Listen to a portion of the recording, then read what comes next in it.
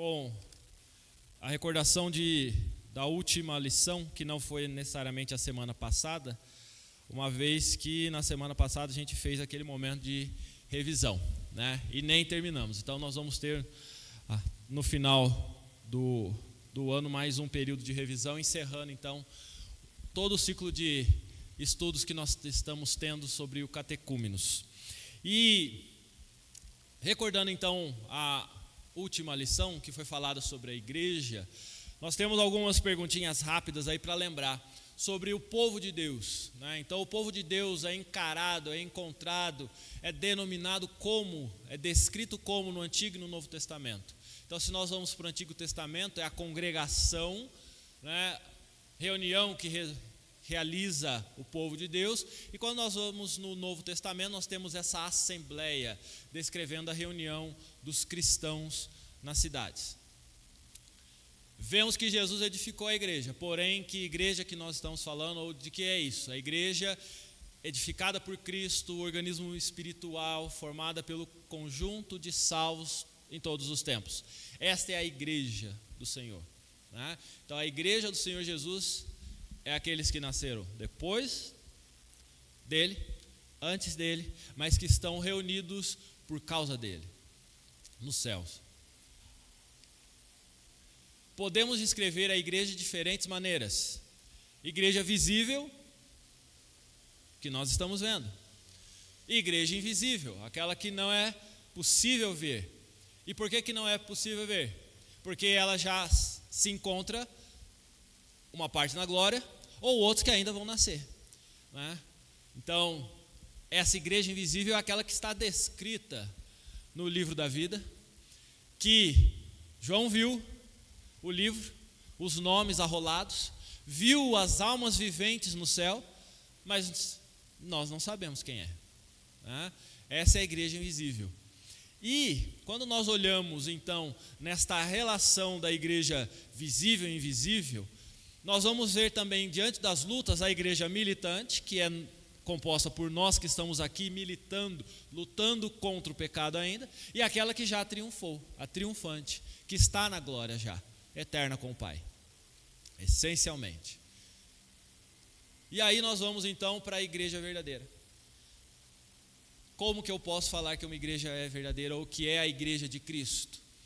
4 atributos: a unidade, a santidade, a catolicidade no sentido da palavra universal, né? E aí, no contexto de hoje, a gente fica difícil e tem que explicar tanto católico quanto universal, porque ambas se tornaram uma denominação religiosa, contudo, o termo se refere à igreja que ela não está limitada a um território.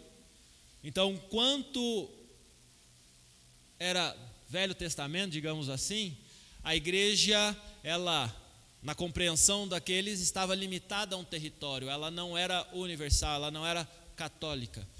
Com a vinda de Cristo, ela transcende um território, uma região, ela é universal, né? Mas nada de uma religião ou de outra, estamos falando dos termos aqui. E ela é apostólica, ou tem o atributo da apostolicidade, está baseada nos apóstolos, nos ensinamentos dos apóstolos também. De forma mais clara, nós podemos identificar diante daqueles atributos 3 características elementares para falar que algo é igreja ou é seita. Tem o nome de Jesus, fala de Jesus, mas não segue a Jesus. 1, fiel pregação da palavra. E aí você fala, deveria ser isso, mas não é simplesmente. Porque muitas denominações, elas falam além da palavra de Deus. Elas têm outros livros que têm o mesmo peso da palavra de Deus. Ou até inventam outros livros. Os Mormons têm a Bíblia dos Mormons, porque é um outro livro. Os Testemunhas de Jeová vão fazer acréscimos de textos no Velho Testamento, supressão de alguns textos, para ter a sua Bíblia, diferente das outras. A Igreja Católica Apostólica Romana vai ter a sua Bíblia, e não só a sua Bíblia, porque ela está baseada na sua tradição também, que tem o mesmo pé que a palavra de Deus. Portanto, fiel pregação da palavra já começa a nos diferenciar daquelas que são igrejas fiéis a Deus e as que não são. Pelo menos aos nossos olhos, não são igreja, são seitas. Ministração dos sacramentos, e veja que aí também nós vamos ver que são 2 os sacramentos: batismo, profissão de fé, é isso? Casamento? Ceia, desculpa, né? Batismo e é que só acontece uma vez por mês, né? Então a gente esquece. É batismo e Santa Ceia, certo? São 2 ordenanças que Deus, por meio de Jesus Cristo, deixou para o seu povo como forma de sacramentar o seu elo, a sua ligação, o seu pacto com o povo de Deus. Batismo na marca, no selo visível de uma marca invisível, que é a presença do Espírito Santo. E a ceia, o compartilhar, não do pão e do vinho, mas do corpo e do sangue, anunciando não só a morte, o sacrifício de Cristo, mas a sua ressurreição e o resgate que Ele fará futuramente. Veja que tanto um quanto o outro nos vincula com Cristo e a salvação em Cristo. Existem igrejas que não fazem os sacramentos? Existe. Existem igrejas que dão o pão e não dão o vinho? Existe. Existem igrejas que não dão um dos dois? Sim. Então, ministração dos sacramentos é outro elemento importante. Mas o mais fácil de achar hoje em dia são igrejas que não fazem a aplicação da disciplina. Igrejas que não estão preocupadas em conduzir as pessoas à santidade. E aí você fala, o que tem a ver santidade com disciplina? Simples. Seu filho, se você não corrigi-lo, discipliná-lo, ele vai se tornar uma pessoa decente? Simples assim. Se você deixar a criança crescer e fazer tudo que ela quer fazer, ela vai se tornar um adulto consciente das suas limitações, das suas possibilidades, mas mais do que isso, consciente do trabalho e da forma como ela deve se relacionar com o outro. Mais ainda, ela vai saber o que é ser cristão. Então, sem disciplina, nós não conseguimos entender o que é uma formação integral do ser humano em vistas a conviver em sociedade e tampouco o que é viver como igreja de Cristo. Porque nem chegar a Cristo vai chegar. Existem igrejas então que elas pregam, ou melhor, como tem um outdoor lá agora, quando você passa na rodovia Raposo Tavares Sorocaba, tem uma placa perto do shopping lá, na beira da rodovia tem uma placa assim que fala, convidando as pessoas para palestras. Venha ouvir algumas palestras sobre Jesus Cristo. E aí lá em letras pequenininhas fala comunidade não sei o que, não sei o que. É uma igreja que já não vai se chamar igreja porque a igreja cai em desuso, então vamos chamar de comunidade, porque tem uma facilidade de apelo. E 2, já que tem várias comunidades agora e o povo já entendeu que comunidade é igreja, então eu não vou nem falar, eu não vou nem anunciar, vou colocar em letra pequenininha, vou chamar as pessoas não para um culto, não para uma cerimônia religiosa, mas para uma palestra, para uma conversa, para um workshop, né? Para falar de mensagens de um cara sábio que foi Jesus. É jogada de marketing? Com certeza, mas isso não tem nada a ver com a Bíblia e com ser igreja, percebe? E você acha que essa igreja ela está preocupada com a disciplina? Lógico que não, porque toda vez que a gente fala de pecado, as pessoas não gostam. Eu não gosto. Por que as outras pessoas vão gostar de ouvir sobre pecado?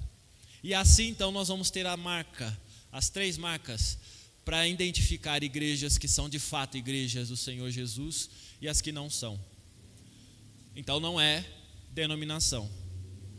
E aí, só para nós, né, já que não tem ninguém de fora, a Igreja Presbiteriana do Brasil, ela pode ser encontrada como uma igreja fiel à palavra, na ministração dos sacramentos e aplicação da disciplina, pelo menos enquanto regulamento.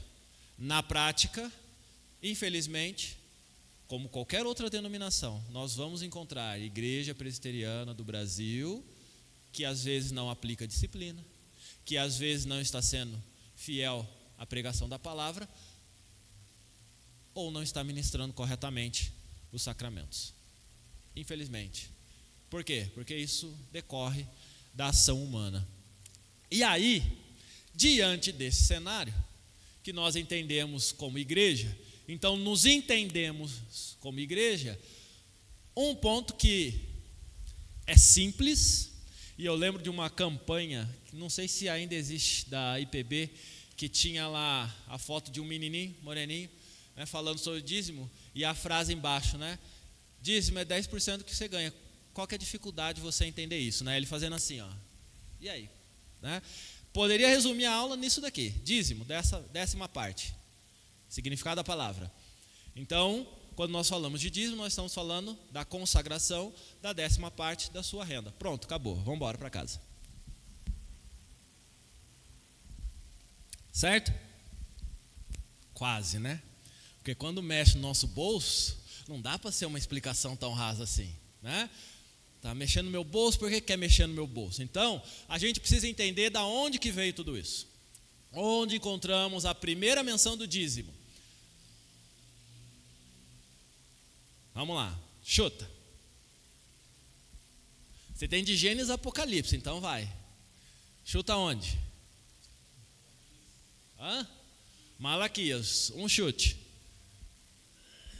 Antes de Malaquias, antes do profeta, tem alguma referência a dízimo?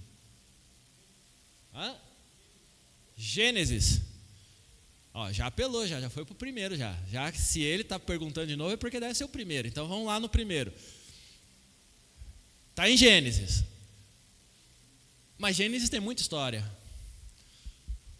Começa lá na criação, passa por Adão e Eva e chega até José. Onde ainda em Gênesis a gente vai ter isso. E olha que eu estou falando de Gênesis, portanto, a lei de Deus, Moisés, toda essa história é depois, né? Não está lá em Gênesis. Quase. Estou brincando, não chega tanto assim. Em Caim e Abel a gente tem a consagração de oferta das primícias. Ali a gente já tem uma essência do dízimo, porque não se fala em quantidade. Percebe que tanto Caim quanto Abel, eles vão ofertar ao Senhor. A diferença é que um oferta das primícias e o outro da que sobra, né? Essa ideia a gente vai retomar um pouquinho depois, mas é um pouquinho mais para frente que a gente vai ter a menção até da palavra, do termo, e a fixação, digamos assim, de um percentual, de uma fração. Gênesis 14, vamos lá para o verso 19 e 20.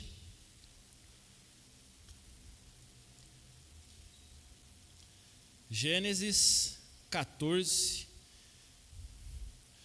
O contexto, enquanto vocês abrem aí, é de guerra, né? Porque nós vamos ter Abraão, ou Abrão ainda, participando de um momento para resgatar Ló, seu sobrinho, e as posses, e aí ele vai guerrear então, e depois dessa guerra, onde o Senhor lhe concede vitória, vem o verso 18, que fala: Melquisedeque, rei de Salém, trouxe pão e vinho, era sacerdote do Deus Altíssimo.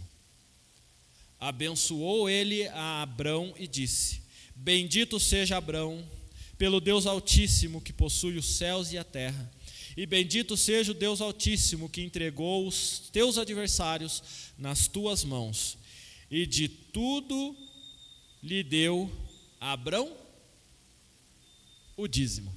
Essa é a primeira referência clara, explícita da palavra dízimo, dessa 10ª parte, na palavra de Deus. Portanto, de Caim, onde está instituído o princípio de ofertar ao Senhor, de Caim e Abel, a prática então de ofertar ao Senhor, nós vamos evoluir até chegar em Abraão, ou Abrão, e nós vamos ter já diante do sacerdote a consagração de recursos financeiros. E veja que não tem uma discussão aqui. Abraão ele já sabia, já entendia a necessidade e ele o faz diante do sacerdote. A 10ª parte de tudo que ele tinha. Portanto, Abraão deu dízimo de tudo que tinha, a 10ª parte. Daí então surge o termo que nós usamos até hoje. Então, por que vocês dão dízimo? Porque está na Bíblia. Onde? Gênesis 14, antes de existir lei. E por que é importante falar de antes de existir lei? Porque tem um monte de gente que fala que o dízimo ele foi colocado pela lei de Moisés. Então, uma vez que não tem mais lei com Jesus Cristo, eu não sou obrigado a dar dízimo. Mas se o dízimo existe antes da lei, até mesmo antes de Moisés, complicou para a pessoa agora, né? Antes da lei, portanto, o que nós temos? Gênesis 28, 22. Você só falou um texto, vamos falar outro então. Gênesis 28, 22, para verificar essa prática.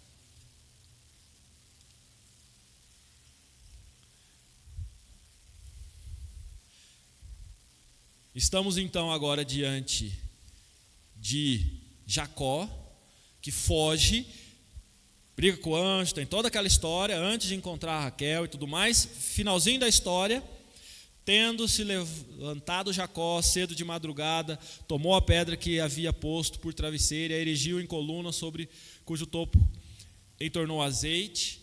Estou lendo a partir do verso 18. E ao lugar, cidade que outrora se chamava Luz, deu o nome de Betel. Fez também Jacó um voto dizendo: se Deus for comigo e me guardar nesta jornada que empreendo, e me der pão para comer e roupa que me vista, de maneira que eu volte em paz para a casa de meu pai, então o Senhor será o meu Deus, e a pedra que erigi por coluna será a casa de Deus, e de tudo quanto me concederes, certamente eu te darei o dízimo.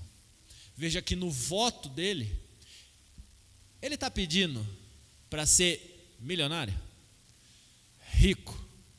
Não, ele está falando para ter pão com que comer e roupa para se vestir.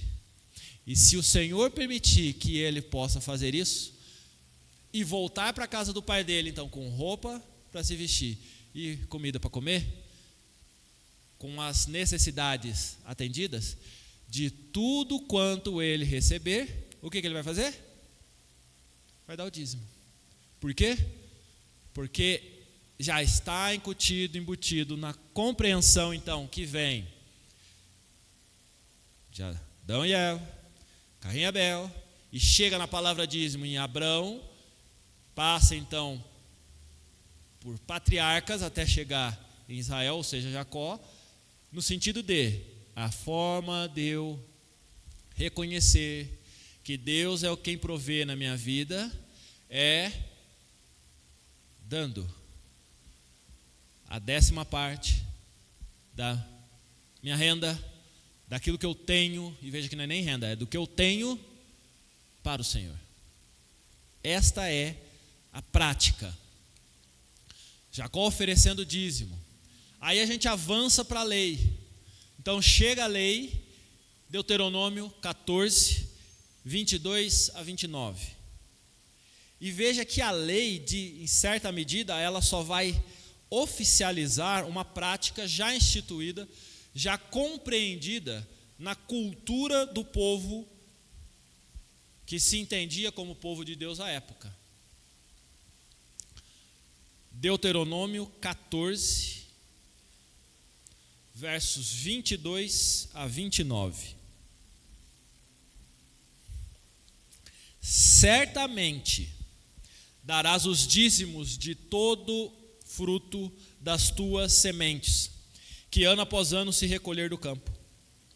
E perante o Senhor teu Deus, no lugar que escolher para ali fazer habitar o seu nome, comerás os dízimos do teu cereal, do teu vinho, do teu azeite e os primogênitos das tuas vacas e das tuas ovelhas, para que aprendas a temer o Senhor, teu Deus, todos os dias. Quando o caminho se for comprido demais, que os não possas levar por estar longe de ti, o lugar que o Senhor teu Deus escolher para ali pôr o seu nome, quando o Senhor teu Deus te tiver abençoado, então vende-os e leva o dinheiro na tua mão e vai ao lugar que o Senhor teu Deus escolher. Esse dinheiro dá-lo-ás por tudo o que deseja a tua alma, por vacas ou ovelhas ou vinho ou bebida forte ou qualquer coisa que lhe pedir a tua alma. Come-o ali perante o Senhor teu Deus e te alegrarás, tu e a tua casa. Porém, não desampararás o levita que está dentro da tua cidade, pois não tem parte nem herança contigo. Ao fim de cada 3 anos, tirarás todos os dízimos do fruto do 3º ano e os recolherás na tua cidade. Então virão o levita, pois não tem parte nem herança contigo, o estrangeiro, o órfão e a viúva que estão dentro da tua cidade, e comerão e se fartarão, para que o Senhor teu Deus te abençoe em todas as obras que as tuas mãos fizerem. Veja que a lei, ela vem num papel importante. Assim como até hoje, toda lei ela tem um preâmbulo, ela tem uma justificativa para ser apresentada e para ser promulgada. Aqui a lei está sendo instituída não é simplesmente dê o dízimo. Observe que a gente está num contexto diferente. Hoje, as relações comerciais, financeiras, se dão em papel, em moeda, melhor dizendo, e nem papel e nem moeda que a gente tem na carteira, né? Porque a gente está falando de um dinheiro que ele está agora no plástico ou até virtualizado. Então nós trabalhamos com dinheiro que possui um valor, mas à época, a posse, os bens das pessoas não estavam em algo numérico que elas simplesmente falavam, num acordo ou num título, nada disso. Estava na sua posse literal, no que ela possuía, materialmente, fisicamente. E o interessante aqui é que a esta época nem dinheiro existia. As relações se davam por escambo. Eu tenho uma galinha, você tem uma ovelha, mas quanto vale uma galinha em termos de ovelha, e quanto de ovelha em termos de galinha, em saco de feijão, em saco de milho? Então cada negociação era feita ali na hora. Hoje era uma coisa, outra amanhã, e você fazia a relação troca por escambo, por troca e numa negociação ali. Veja que, portanto, a contagem é fácil de se fazer. Tudo que eu tenho, divido em 10 pedaços, tiro 1. Só que aqui é algo interessante, porque veja que o dízimo separa o fruto. E o que ele fala para fazer com esse fruto? E com os animais que você separa? Ou seja, tudo que você tem, que produz, que é a sua fonte de renda, que são os seus bens. O que ele fala para fazer? Verso 2. O que ele fala para você fazer? Comerás os dízimos do teu cereal. Veja que aqui, numa relação diferente, não era nem para consagrar na igreja, porque não tinha a igreja como a gente tem hoje. Na dinâmica que o povo estava vivendo ali, era para você separar. E por que você tinha que separar então? Só para você saber e lembrar sempre quem te sustentava. Desfrute do melhor, da 10ª parte, porque é essa que você está consagrando para Deus. E Deus está permitindo que você usufrua disso. Então, sentido 1, primeiro, para que serve o dízimo? Simplesmente para dar dinheiro para a igreja? Não. Para que serve o dízimo? Para você, para mim, para todos nós entendermos o quê? Quem nos sustenta? Quem provém nossas vidas? E como que eu posso ser grato, não apenas falando, mas de forma física, material, e que dói no meu bolso, para mexer no meu coração, mão de vaca. Como que eu faço isso? Separando a 10ª parte. Primeira coisa, quando eu separo a 10ª para consagrar ao Senhor, eu estou falando para o meu coração, toda vez, o Senhor é quem me sustenta, o Senhor é quem provê, Ele é o meu Deus. Ponto. Aí vem uma segunda situação que a gente conduz até hoje. Então eu não preciso trazer para a igreja. Eu vou transformar todo o meu dinheiro em churrasco e vou curtir. Né? Não. Por que não? Porque aí a gente vai ter uma prática aqui que ele fala de 3 em 3 anos. Então veja, que não é anual. E aí por que a gente faz mensal e lá era anual? Porque aí você está falando de safra, de colher, de período. Então você tem ciclos de produção. Aí o que ele fala, num ciclo fechado, então, o ciclo você recolhe. Fechado o ciclo, recolhe a 10ª parte. De 3 em 3 anos, o que vocês vão fazer? Vocês vão pegar essa 10ª parte, mas não vai ficar para vocês. Vocês vão fazer o quê? Vocês vão consagrar. Aonde o Senhor estabelecer que é o lugar para se consagrar, vocês vão lá. E se for longe, vende, faz a troca, pega isso em importância e valores e leva isso lá na carteira. Na sacolinha, e consagra. Para que isso? Ele diz, porque tem um pessoal, e quando a gente dividiu as terras, eles ficaram sem. Os filhos de Levi, eles não têm terra, não têm posse. Por quê? Porque eles vão viver para servir ao Senhor. Então eles não devem trabalhar em outra coisa a não ser na obra do Senhor. Como é que eles vão sobreviver? Vão comer o quê? Vão comprar roupa de que jeito? Com o seu dízimo. É isso que Deus está falando. Você vai consagrar os dízimos de tempo em tempo para que aqueles que se dedicam à obra do Senhor possam ter sustento e continuar se dedicando à obra do Senhor. Simples assim. E mais do que isso, sabe como que a misericórdia do Senhor vai alcançar aquelas pessoas que não têm posse alguma? Os órfãos e as viúvas, no exemplo dado aqui. Ou como que hoje a igreja de Deus, do Senhor, vai fazer com que ela possa alcançar aqueles necessitados? Com os dízimos que nós consagramos. É isso que Deus está falando. Você dá dízimo para quê? Para reconhecer que o Senhor é o sustentador, o provedor da sua vida. Ponto. E é 10ª parte por quê? Porque começou assim. Quer brigar, briga com Abraão ou com quem ensinou Abraão a fazer desse jeito. Mas o fato é que é a 10ª parte. 2, você vai fazer a consagração do seu dízimo e oferta para que a obra do Senhor possa ter recursos.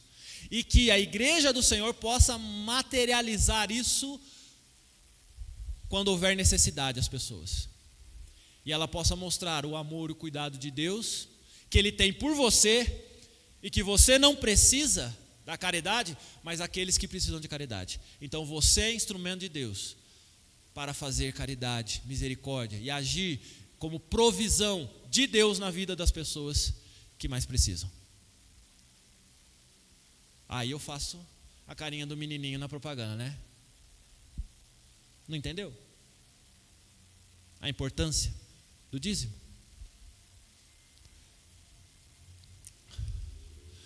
Para que o dízimo era utilizado no Antigo Testamento, então? Nós vimos. E aí você fala, mas é só um texto, Paulo. Vamos então para Números. Deuteronômio é o resumo da história, né? Deuteronômio é a revisão de toda a lei. Então vamos para Números, onde tem um pouco mais claro isso. Números 18, verso 21 a 26.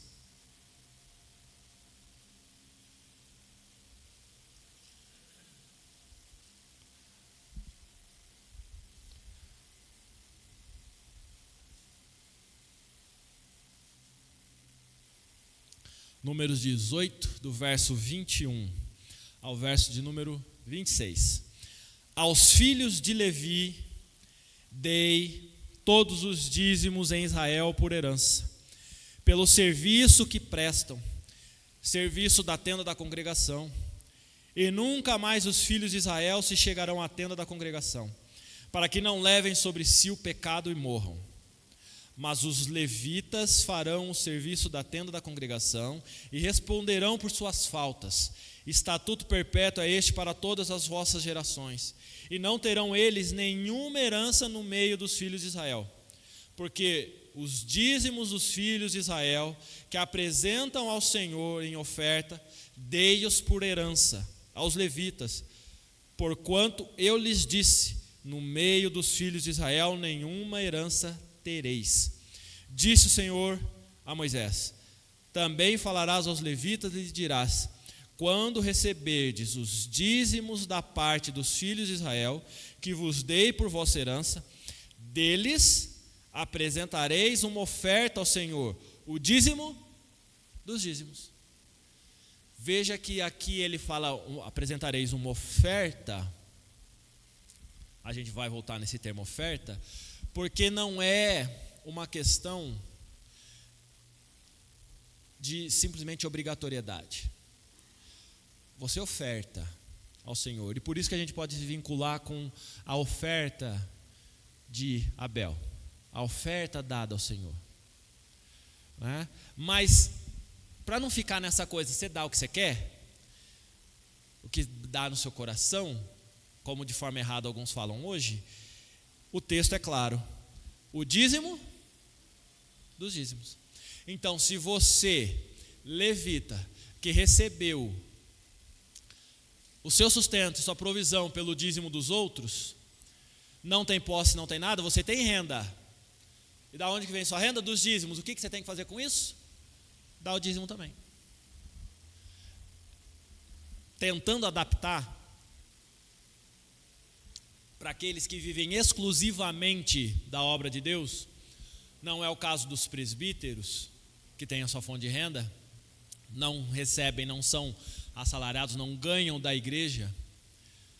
Os pastores, a gente poderia tentar fazer um paralelo aqui com os levitas, que se dedicam única e exclusivamente à obra do Senhor e, portanto, têm o seu sustento vindo da obra do Senhor. Mas como é que ele vai ter o sustento vindo da obra do Senhor se ele não planta nem colhe?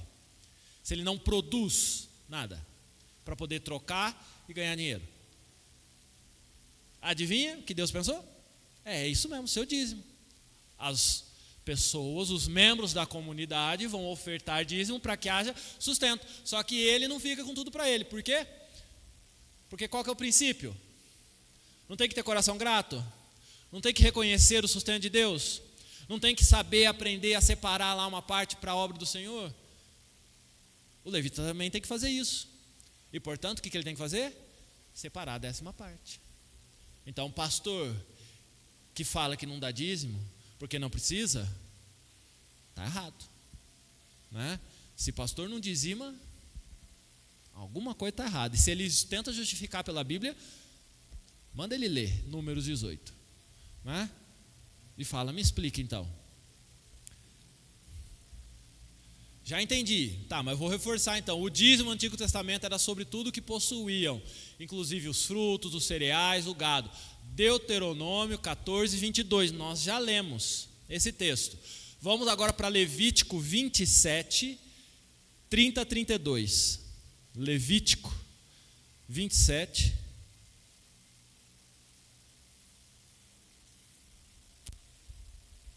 30 e 32.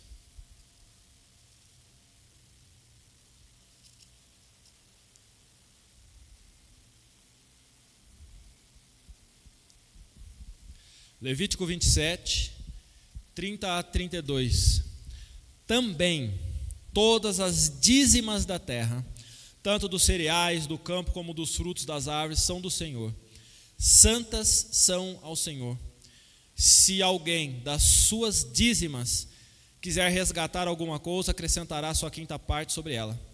No tocante às dízimas do gado e do rebanho, de tudo que passar debaixo da vara do pastor, o dízimo será santo ao Senhor. Então, assim, de forma, pra você entender, tudo deve entrar na conta para você dar dízimo ao Senhor. Simples assim. Aí vamos contextualizar, tentar fazer isso hoje, já que não é mais o contexto de produção rural na grande maioria, né? Salário. Todo o seu salário Veio do fruto do seu trabalho que Deus te deu. É toda a sua renda. Portanto, você vai dar a dízima, a 10ª parte dele. Matematicamente, quanto que eu recebo?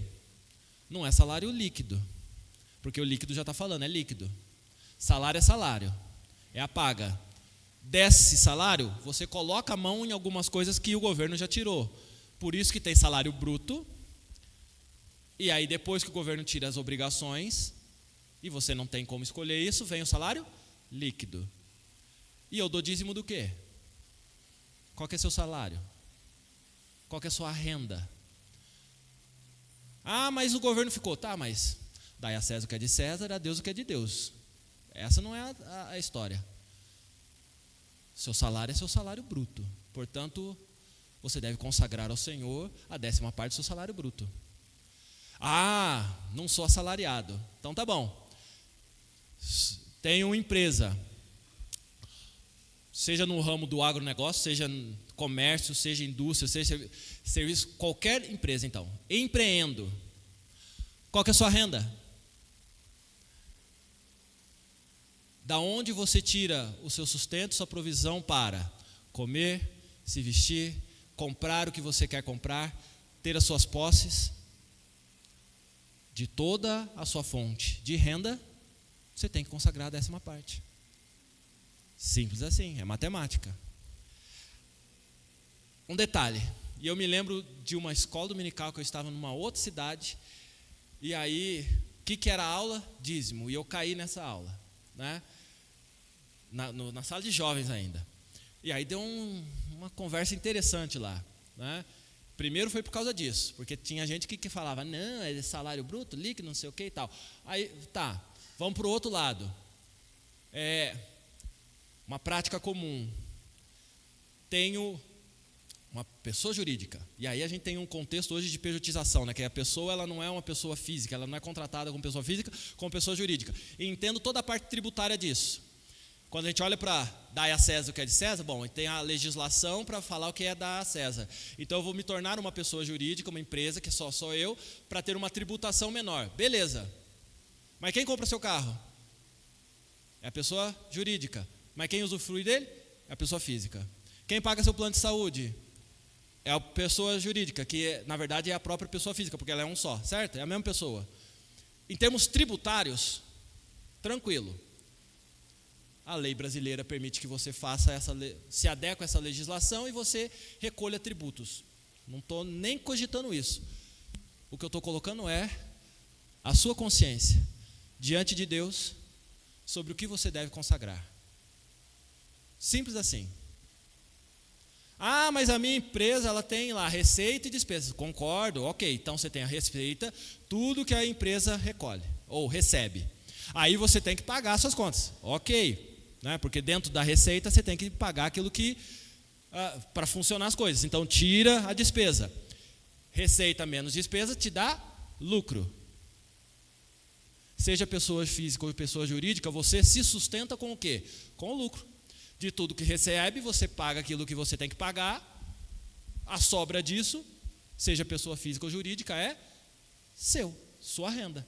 Portanto, o que você tem que fazer? A maquiagem do coração, porque mexe aqui, né?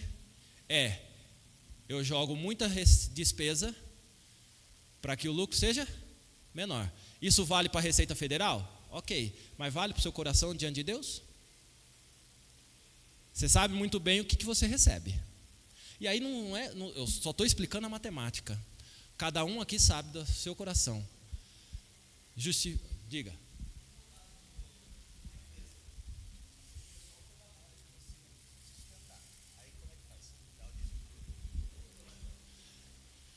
Você sustenta toda a sua vida e a sua família com o Prolabore? Então, qual que é a sua renda? Pronto. Simples assim, certo? Tudo que você usufrui na sua vida e a sua família usufrui, vem da onde? Tem que vir do Prolabore. Porque se não vem do Prolabore e eu estou usufruindo Entende? Eu jogo todas as minhas despesas na pessoa jurídica para inflar a pessoa jurídica para pagar menos imposto sobre o lucro, certo? E aí, dentro da legislação brasileira, eu posso fazer isso de forma tranquila da legalidade.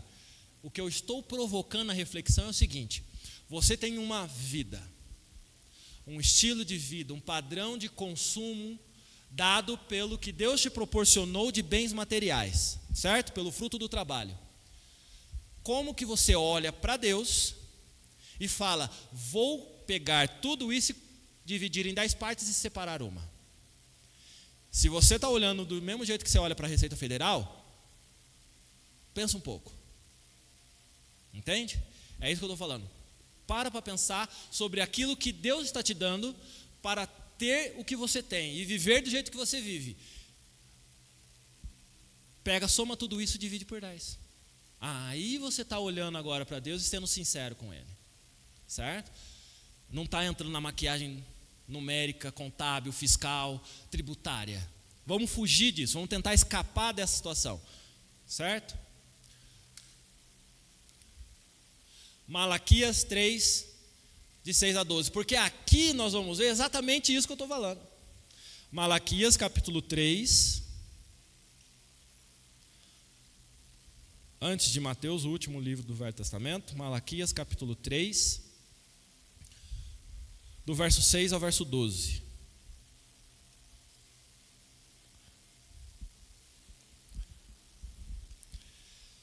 Porque eu, o Senhor, não mudo. Por isso vós, ó filhos de Jacó, não sois consumidos. Desde os dias de vossos pais vos desviastes dos meus estatutos e não os guardastes. Tornai-vos para mim, e eu me tornarei para vós outros, diz o Senhor dos Exércitos. Mas vós dizeis: em que havemos de tornar? Roubará o homem a Deus? Todavia, vós me roubais e dizeis: em que te roubamos? Nos dízimos e nas ofertas. Com maldição sois amaldiçoados, porque a mim me roubais, vós, a nação toda. Trazei todos os dízimos à casa do tesouro, para que haja mantimento na minha casa. E provai-me nisto, diz o Senhor dos Exércitos, se eu não vos abrir as janelas do céu e não derramar sobre vós bênção sem medida. Por vossa causa repreenderei o devorador, para que não vos consuma o fruto da terra. A vossa vide no campo não será estéril, diz o Senhor dos Exércitos. Todas as nações os chamarão felizes, porque vós sereis uma terra deleitosa, diz o Senhor dos Exércitos. Quem provê, quem é o sustentador? O Senhor. Como que você se relaciona com Ele? Em termos financeiros, o mínimo que Ele espera de você: consagre seus dízimos e ofertas. Não busque subterfúgios, desculpas para fazer uma maquiagem numérica para não consagrar aquilo que você tem que consagrar ao Senhor. Vamos sair desse mundo. Agora a moda é ser investidor. E tem gente que investe no jogo do tigrinho ainda, né? Aí junta 2 pecados, né? A usura, os juros, com o jogo com a posse ilegal ainda, e vai embora, né? Ou a notícia fresca hoje, hein? Mega Sena acumulou de 57 para 76 milhões. Olha só, tentação no coração, hein? Aqui do lado ainda, não precisa nem andar muito longe, né? Se fosse segunda-feira, já saía da escola dominical, já caía na lotérica já para fazer. Brincadeira, né? Estou sendo irônico, senão vai que alguém acredita. Veja que aqui a questão é investir. Sou investidor, né? Da onde está vindo a sua renda? Simples. Sou aposentado, já dei dízimo de tudo mesmo. Ah, é? Qual que é a sua renda? Tudo que você contribuiu ao longo de toda a sua vida laboral, se você faz a matemática, ela não paga o seu salário todo mês, a sua aposentadoria. A pensão, portanto, é uma questão numérica aí que você não pode falar assim: eu já dei pelo bruto, então eu já consagrei uma parte do dinheiro que vai para a minha aposentadoria, então eu não preciso pagar nada da minha aposentadoria. Para a aposentadoria fácil, mas e para a previdência? Né? Eu pago previdência privada, então eu já paguei na minha renda, não vou pagar agora quando tiver previdência privada. Maquiagem numérica na nossa cabeça, no nosso coração, para não consagrar aos senhores, usufruir do dinheiro, é isso que o nosso coração sabe mais fazer. A questão é simples. Toda a sua renda, divide por 10, e olha que Deus ajudou bastante com a gente, né? Que dividir por 10 é mais fácil. Uma parte fica para o Senhor. Simples assim. Não tem escapatória. No particular, ou nas perguntinhas que vocês quiserem fazer aí, podem fazer, não vai estar nome mesmo. A gente até dá aula de educação financeira aqui na parte de como fazer a conta e como separar o dízimo depois, né? Ou a gente dá uma aula só sobre isso depois. Como que você pode organizar a sua vida financeira, em termos não só numéricos, matemáticos, mas diante do Senhor, e aí separar corretamente o dízimo ao Senhor. De um jeito ou de outro, a questão é, não desobedeça ao Senhor. Dízimo é mandamento. Quando não consagra, está em pecado. Qual a referência bíblica para mantermos a prática do dízimo ao Novo Testamento? Agora chegou onde eu quero. Por quê? Porque até agora você só falou do Velho Testamento. E Jesus Cristo veio e acabou esse negócio de Velho Testamento. Não é bem assim. A gente já sabe disso. Mas com relação ao dízimo, Mateus capítulo 23, verso 23.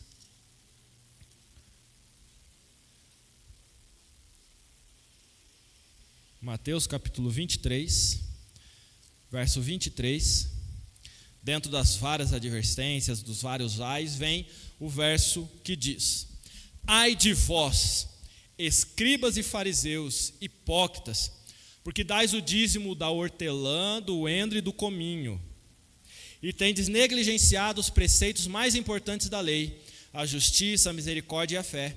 Devíeis, porém, fazer estas coisas sem omitir aquelas. Veja, volta para o contexto. Se eu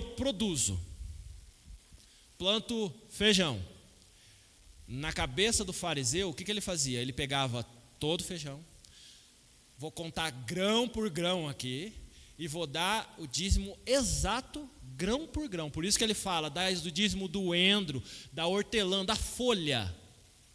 Ou seja, você tem um cuidado enorme de ser preciso matematicamente. E está errado isso? Não. Você pode ter esse zelo. O problema é que o seu coração está no lugar errado. Porque você está fazendo isso para se justificar e achar que você é o bom, você é o cara, você é mais justo do que os outros. O que Jesus está falando é, você não tem que deixar de dar dízimo. Devíeis fazer isso, o quê? Justiça, misericórdia e fé, sem abandonar o outro. Portanto, Jesus está sendo claro aqui. Você tem que voltar ao princípio. Qual que é o princípio? O seu dízimo serve para moldar o seu coração, entender que Deus é quem te sustenta e prover na sua vida e na sua família. 1, seja grato ao Senhor por causa disso.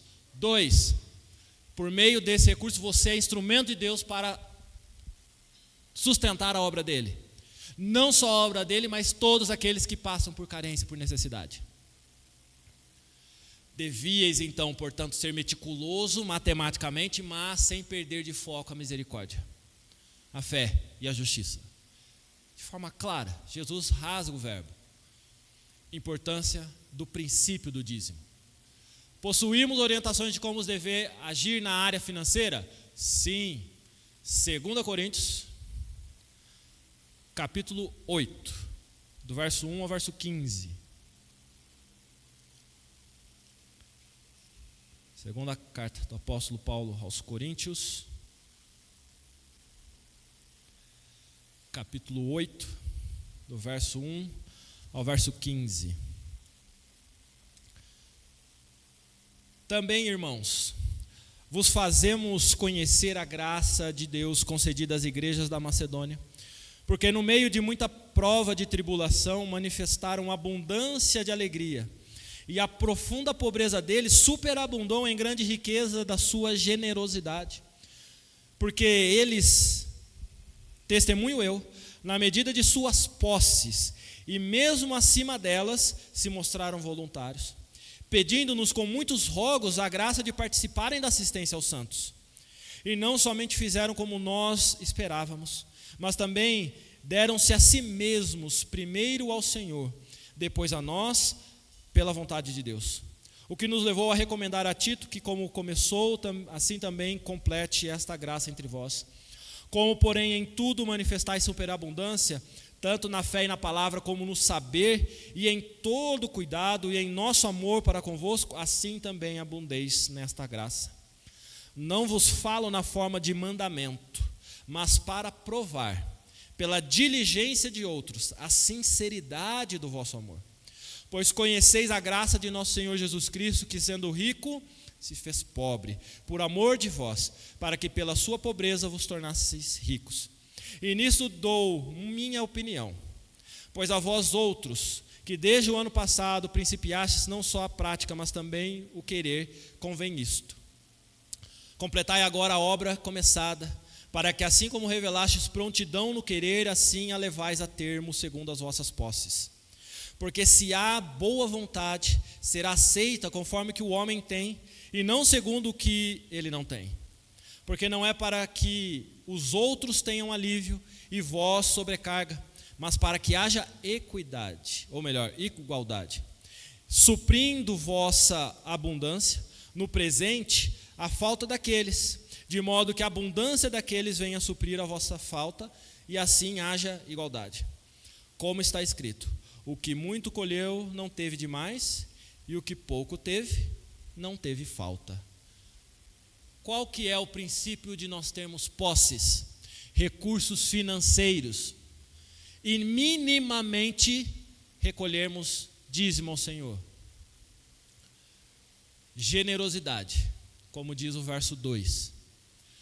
Proporcionalidade não pesa sobre ninguém, não é fardo, porque se eu estabeleço um valor fixo, aqueles que têm menos dançam, são mais prejudicados. Se você ganha R$10, R$1.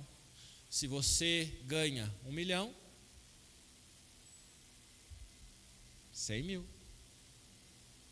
Nem um tempinho a mais, né? Demora mais para fazer a conta. Proporcionalidade. 10% é 10%, ponto final. Expressão de amor e gratidão. É assim que nós nos relacionamos com Deus e expressamos isso para com as pessoas. Aí eu entendo que Tiago fala: mostra-me a tua fé sem obras, sem atitude, e eu com as minhas obras mostrarei a minha fé. Adaptando o texto de Tiago, mostra-me a tua dependência de Deus consagrando seus dízimos, ou melhor, sem consagrar seus dízimos. Mostra que você tem coração grato diante de Deus sem consagrar seus dízimos. Duvido que você faça isso e que você consiga. Eu, minimamente com os meus dízimos, vou mostrar como eu sou grato ao Senhor. Inversão. Tudo aquilo que possuímos pertence a Deus. A nossa vida pertence a Ele. Ele não precisa de nós e não precisa de nada que nós temos. Do mesmo jeito que Ele faz água virar vinho, Ele faz terra virar ouro. Ou qualquer outro metal precioso que valha mais do que ouro hoje. A questão é não Deus precisar de nós, mas nós continuarmos precisando de Deus mais do que numa questão financeira, numa questão de dependência, de reconhecimento que nossa vida é frágil, é vaidade, que nós não temos nada. E o muito que nós temos, para que serve, como diz o salmista, no Salmo 37 lido? Vai ficar para quem isso aqui? Qual exemplo encontramos em Lucas 21, verso 1 a 4? Dê uma dica rápida. A viúva pobre, que aí você pode abrir o texto em 21, 1 a 4, mas a história é bem simples. Jesus com seus discípulos lá no templo, os irmãos dando dízimo e tudo mais, e sendo sacos e sacos e não sei o quê, vem uma viúva, coloca uma moedinha e sai. Jesus chama atenção para quem? Para as duas posturas. Quem deu mais? Aos olhos humanos, aquele que empenhou mais recursos. Mas ao olho do Deus homem, é quem deu mais no seu coração. Quem entregou toda a sua vida. Quem de forma literal entregou tudo que tinha na esperança depositada no Senhor de que o sustento viria dele. Não acredita nisso? Então você está precisando voltar e ler a Bíblia. E posso olhar lá para o Velho Testamento? Para a botija. O que essa história da botija lembra? De alguém que passava muita necessidade. E o profeta estava lá de boa. E que Deus falou com ele? Vai. E ele foi. E o que ele teve que fazer? Orar. E o que Deus fez? Aumentou a botija. Pega dos vizinhos. E vai. E a hora que acabou a botija no bairro inteiro, cessou. Esse é o Deus Todo-Poderoso. E se você conversar com missionário, então, aí você vai ver quantas histórias que da noite para o dia surge. E não precisa ser missionário, qualquer pessoa, crente, servo do Senhor, dependente de Deus, vai reconhecer que no momento de maior aflição financeira, a provisão e o sustento veio. Não sei de onde, não sei como, mas veio. Na medida exata, no maná diário, que no dia seguinte embolora, mas é aquilo, na medida. Nós temos a oportunidade, a graça de sermos coparticipantes disso, consagrando os nossos dízimos e ofertas ao Senhor. De onde retiramos a base para isso, então, no Novo Testamento? Na prática, que Deus, por meio de Jesus, continua falando. Continue fazendo isso. Não é para abandonar, não é para deixar de dar dízimo. Você pode continuar, mas se preocupe com o princípio. Mais do que a importância, os recursos financeiros, monetários depositados aqui, o que importa é o seu coração diante de Deus. Qual a função do dízimo para a igreja, então? Paulo explica isso de forma mais pormenorizada ainda, se for o caso, em outro texto de 1 Coríntios, capítulo 9, no verso 1 a 14. Não sou eu, porventura, livre? Não sou apóstolo? Não vi Jesus nosso Senhor? Acaso não sois fruto do meu trabalho no Senhor? Se não sou apóstolo para outrem, certamente o sou para vós outros, porque vós sois o selo do meu apostolado no Senhor. A minha defesa perante os que me interpelam é esta: não temos nós o direito de comer e beber? Olha lá o princípio dos levitas, Paulo chamando agora. Eu me entreguei à obra do Senhor, mas não tenho direito de comer e beber? E também o de fazer-nos acompanhar de uma mulher irmã, como fazem os demais apóstolos e os irmãos do Senhor e Cefas? Ou seja, não é só eu, na obra, assim como eles têm irmãs caridosas que os acompanham, eu também tenho pessoas que estão junto comigo. E elas não têm que comer e beber? Ou somente eu e Barnabé não temos direito de deixar de trabalhar, para dedicar 100% ao Senhor? Quem jamais vai à guerra à sua própria custa? Quem planta a vinha e não come do seu fruto? Ou quem apacenta um rebanho e não se alimenta do leite do rebanho? Porventura, falo isto como homem, ou não o diz também a lei? Porque na lei de Moisés está escrito: não atarás a boca do boi quando pisa o trigo. Acaso é com bois que Deus se preocupa? Ou é seguramente por nós que ele o diz? Certo que é por nós que está escrito: pois o que lavra, cumpre fazê-lo com esperança. O que pisa o trigo, faça-o na esperança de receber a parte que lhe é devida. Se nós vos semeamos as coisas espirituais, será muito recolhermos de vós bens materiais? como é que eu justifico que eu não dou o dízimo porque vai para sustentar o pastor? De fato, tem que sustentar o pastor, afinal de contas, como é que ele vai se sustentar? Eu quero que ele viva 100% para a igreja do quê? De vento? Essa é a resposta mal educada. Paulo já foi mais educado, né? É essa a lógica que ele está fazendo. Por isso que desde os tempos, num princípio que já está nos mandamentos, na lei de Deus, você vai consagrar seus dízimos para o sustento dos levitas. Se outros participam deste direito sobre vós, não o temos nós em maior medida? Entretanto, não usamos desse direito, antes suportamos tudo para não criarmos qualquer obstáculo ao evangelho de Cristo. Não sabeis vós, os que prestam serviços sagrados do próprio templo se alimentam? E quem serve ao altar do altar tira o seu sustento? Assim ordenou também o Senhor aos que pregam o evangelho, que vivam do evangelho.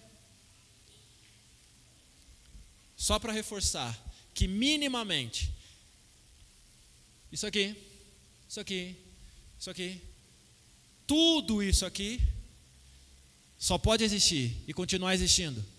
Por quê? Porque você, cada um de nós, crentes ao Senhor, reconhecendo o sustento e a provisão dele, entendemos que ele nos sustenta e é por meio de nós que ele sustenta a obra dele. O dízimo deve ser visto como uma expressão de amor, gratidão, fidelidade e obediência a Deus, e jamais ser utilizado como moeda de troca diante de Deus. Afinal de contas, como já tem 2 Coríntios 9, 6-15, nós vimos, aquele que o faz deve fazer com alegria. Eu estou consagrando, tá? Se você está consagrando, mas coloca quase que na vontade de não colocar, sabe? Fica pensando, oh Deus, como que eu podia fazer um uso diferente disso, né? Fica remoendo uma semana o dízimo consagrado no domingo. Cada vez que passa nas Casas Bahia, nas Pernambucanas, vê lá, olha o dízimo aqui, né? Que não deu certo. Se você está fazendo isso, você não pecou por não consagrar, mas você pecou por quê? Porque seu coração não está sendo grato. Você não entendeu o princípio e você não é grato ao Senhor. Seu coração não está entendendo sustento e provisão de Deus. Acabou o nosso tempo, mas vocês têm muitas perguntas que vocês podem fazer aí no papelzinho.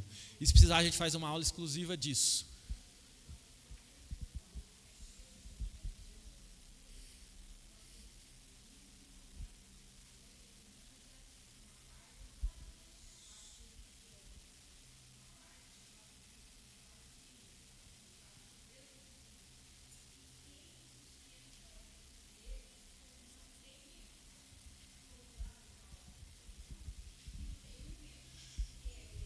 Aquela história do dízimo, dos levitas, quando a igreja recebe todos os dízimos, e aí vocês vão ver isso na assembleia ordinária do ano que vem, o tesoureiro vai apresentar o balancete, vai falar dízimo ao Supremo Concílio. Isso significa o quê? Que esta igreja, quando recolhe os dízimos, a 10ª parte disso ela consagra. E ela consagra no entendimento de que Deus é o sustentador, o provedor, e esses recursos são para quê? Para sustentar a obra do Senhor como denominação Igreja Presbiteriana do Brasil, onde obrigatoriamente, constitucionalmente, no mínimo 50% de tudo que é arrecadado no Brasil pelas igrejas que consagram isso, obra missionária, sustento de missionários, de obras que não tem como sustentar o missionário, seja no Brasil ou no mundo, como um todo, certo? Dízimo é para isso, e a assembleia existe para isso. Quando nós nos reunimos como assembleia para tratarmos de questões financeiras, é o momento de cada um dos irmãos ver aquilo que o conselho fez e, se achar que foi indevido, cobrar o conselho, e se achar que foi devido, agradecer a Deus, porque conseguimos ser fiéis e direcionar os recursos para a obra do Senhor, para o sustento da obra do Senhor. Que Deus nos abençoe e que faça a gente ter um coração grato mais do que falar, que nós possamos consagrar a 10ª parte dos nossos recursos ao Senhor. Vamos passar para as salas?